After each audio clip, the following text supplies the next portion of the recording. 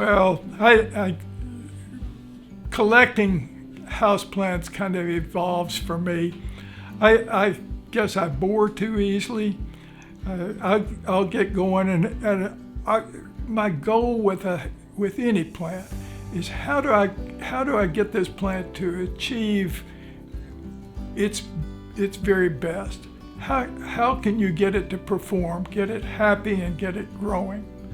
And once I've solved that and really get confident that I can produce a good plant, then I want to move on to the next plant and learn how to do that one. And so my interest kind of evolves over time. I've been surprised that I'm about year 9 now with the citrus, and I'm still going strong with that because we eat so much of it. But I go through philodendrons, or the ficus family is fascinating. There are so many different ficus, and growing the different ones, doing some bonsai ficus or things like that. One surprise, for years I struggled with a plant called calathea, that whole family of calatheas. I would get them and they would just die, and I couldn't understand it. 2-3 years ago, I stumbled into more of the answer. I finally began to see the leaves were burning pretty bad when I would bring them in the house. Why are they burning? So is that low humidity? And I went through that, and I couldn't seem to solve that problem. And then I said, maybe they're toxic to chlorine or fluoride in our public water.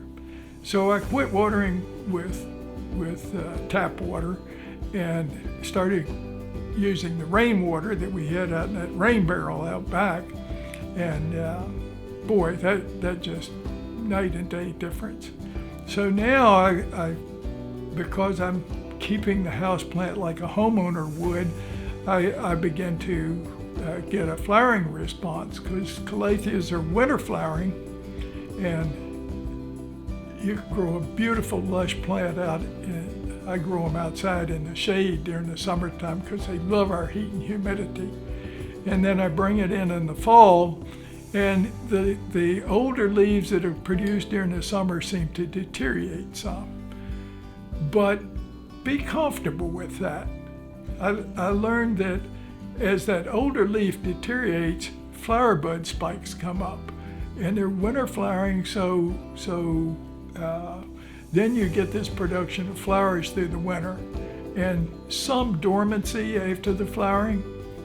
But boy, in the spring, boom, they flush back out. You get these beautiful plants. So really keeping a calathea for 1 or 2 or 3 or 4 or 5 years makes it a much more rewarding activity than just expecting it just to be a foliage plant. It's much, much more than that. So it's that kind of activity, learning how to do that.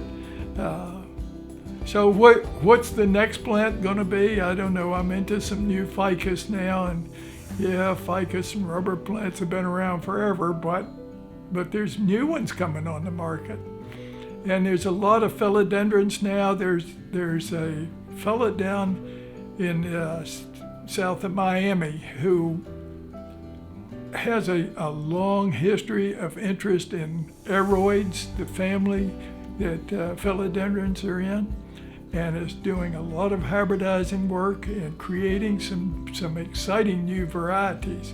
It's the first real breeding work that I know of since the 1950s and 60s, when Bob McCauley was down at running Bamboo Nursery in Apopka, Florida, and created the exciting philodendrons from those days.